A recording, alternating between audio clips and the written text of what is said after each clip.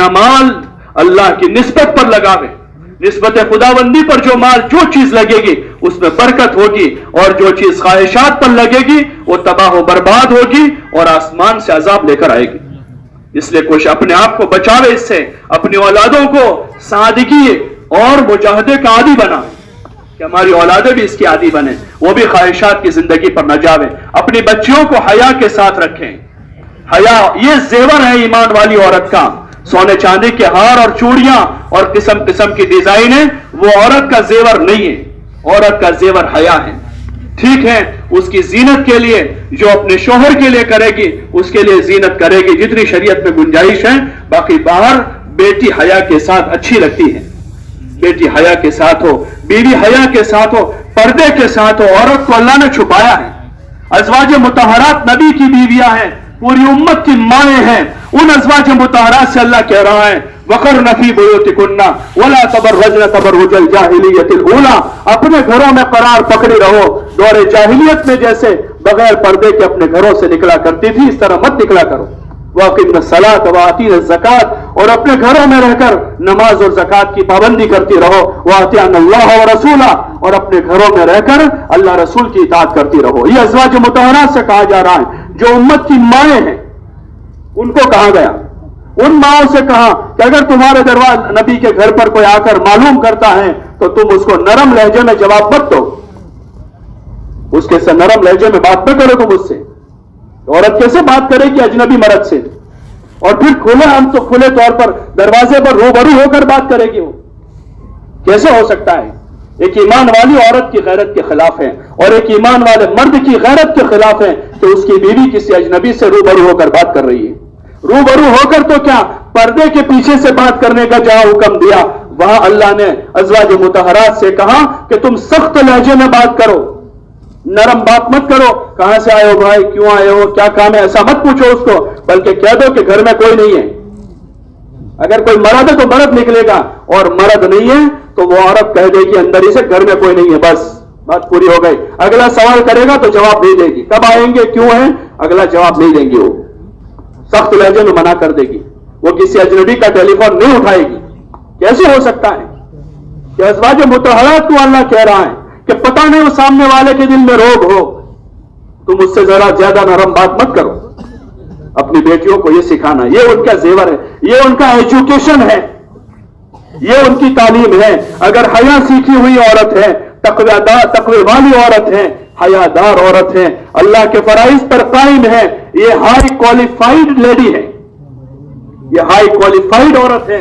और अगर तकवा नहीं है, इसकी जिंदगी में हया नहीं है, तो इससे बड़ी जाहिल कोई नहीं है, चाहे वो डॉक्टर, इंजीनियर, वकील या साइंटिस्ट बनकर किसी कुर्सी पर बैठी हो, इससे जाहिल औरत नहीं है, क्योंकि उसको अपने जात के दीन के बारे में इल्म नहीं है, उसको अपनी हया का पता नहीं है, इसको अपनी इज्जत का पता नहीं। ये जितने दुनिया भर में रेप हो रहे हैं और जितनी सारी फसाद हो रहा है, वो इस बुनियादी फरीजे के छूटने की वजह से हो रहा है।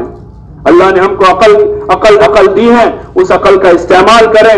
अंधों के पीछे अंधे न बने, अंधों के पीछे अंधे न बने।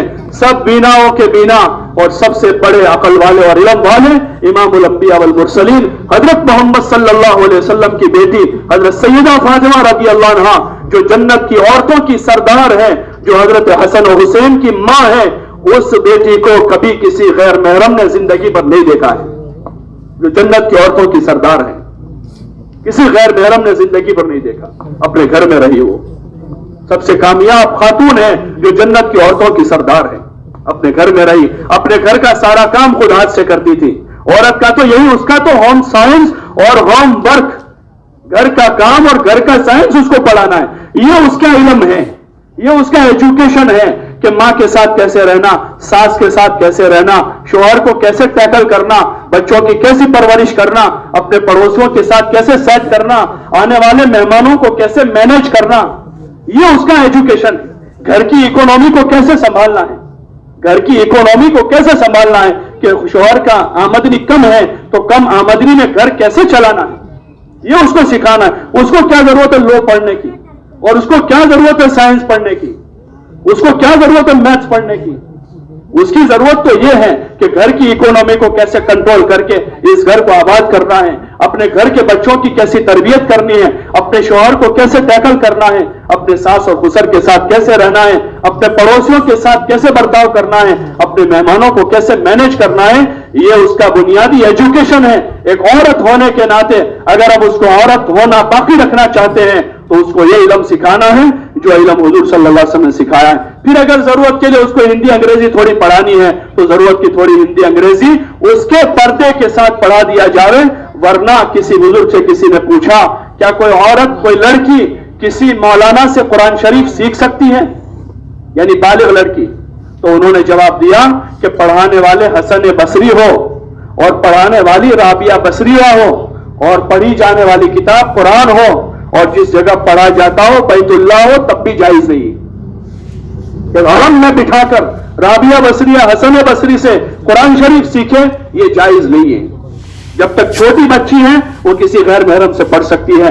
जब मुराहका हो गई यानी 9 साल की हो गई, अब इस बच्चे को मकतब में भी उस्ताद के पास है, उस्तानी के पास पढ़ाना चाहिए। तो फिर कैसे गुंजाइश होगी कि वो 50 भेड़ियों के बीच में साल भर बैठेगी, वो 50 दरिंदों के बीच में साल भर बैठेगी जो उसको घोर घोर कर देख रहे हैं रोजाना। वो कॉलेज में है, वो यूनिवर्सिटी में है, वो हॉस्टल में अकेली रह रही है। एक मुसलमान की क्या गैरत मर चुकी है? इस बाप की गैरत मर चुकी है। 50-100 किलोमीटर दूर उसकी बेटी तन्हा वहां राजकोट में और पता नहीं कहां ये तन्हा बेटी वहां पर तालीम MBBS कर रही है और BMS कर रही है। इस बाप की, इस मां की गैरत का जनाजा निकल चुका है, गैरत खत्म हो चुकी इस्लामी। कि घर में रही बेटी को मां बाप को टेंशन होता है। कुंवारी बेटी जो 24 घंटे मां के पास होती है फिर भी बाप के दिमाग पर एक टेंशन सवार होता है कि घर में जवान बेटी है। किसी जगह रात गुजारने से वो परहेज करता है, घर जाकर सोऊं, कि घर में जवान बेटी है। क्या जमाना आ गया कि उस बाप को जरा परवाह नहीं है, 500 किलोमीटर दूर अपनी बेटी को हॉस्टल में छोड़कर आ रहा है। क्या जरूरत है इस तालीम की? क्या जरूरत है इस तालीम की? इस बेगैरती के साथ अपना ईमान बर्बाद करके, अपनी हया का सौदा करके क्या जरूरत है ऐसे एजुकेशन की? अल्लाह के लिए अपनी जात पर रहम करें, अपनी नस्लों पर रहम करें। जिस तरतीब पर, जिस सिस्टम पर हम जा रहे हैं, अहले यूरोप इस पर थूक चुके हैं, वो इससे बेजार हो चुके हैं। उनकी लड़की सब जगह घूम कर अब पर्दे में आ रही है। उनकी लड़की अब सारी यूनिवर्सिटियां कॉलेज घूमकर वो कह रही है कि हमें तो सुकून महसूस हो रहा है पर्दे में। इस्लाम एक ऐसा मजहब है जिसमें हया है और जिसमें सुकून है। वो चीज की तरीके पर हम जाना चाह रहे हैं, वो तो वापस आ रहे हैं, वो वापस आ रहे हैं। और हमारे पास नबी का तरीका है, हुजूर वाला मुबारक इल्म है। अल्लाह के लिए अपनी नस्ल पर रहम करें, अपनी नस्लों पर रहम करें, अपनी औलादों पर, अपनी बच्चियों पर, अपनी पोतियों नवाज